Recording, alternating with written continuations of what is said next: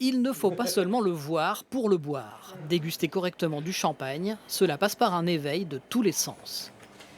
Le cerveau, il voit du rouge, donc déjà, il va préparer, ce qui va suivre en se disant: «C'est rouge, bah, c'est plus fruits rouges». Déjà 5 ans que Dominique propose ses ateliers polysensoriels, des dégustations sur réservation plébiscitées par les visiteurs du monde entier. Des fois, on ne sait pas forcément mettre des mots sur ce qu'on peut ressentir.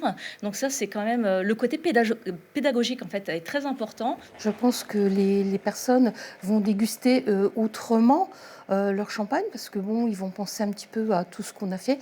On veut que ce soit aussi ludique, que les gens passent un bon moment, mais aussi qu'ils apprennent des choses qu'ils vont pouvoir remettre en place, chez eux.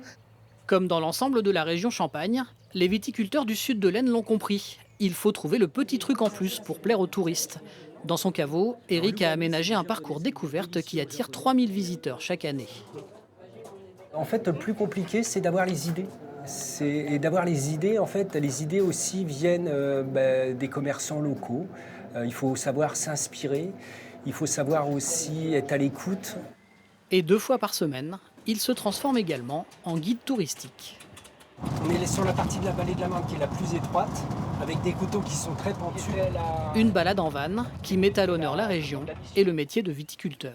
Ce qui est primordial, c'est qu'il faut être animé par cette passion de métier de vigneron, apprécier faire des visites, parler du terroir, parler de nos vins, expliquer tout le process, expliquer notre région, enfin, tout simplement.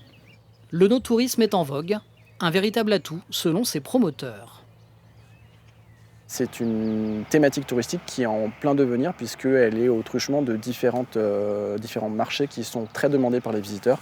Le fait de se retrouver en extérieur, de pouvoir visiter près de la nature, de partager avec ses proches des produits, des paysages. Donc c'est quelque chose qui fonctionne vraiment bien. Dans le sud de l'Aisne, 850 exploitants élaborent 10% de la production mondiale du champagne.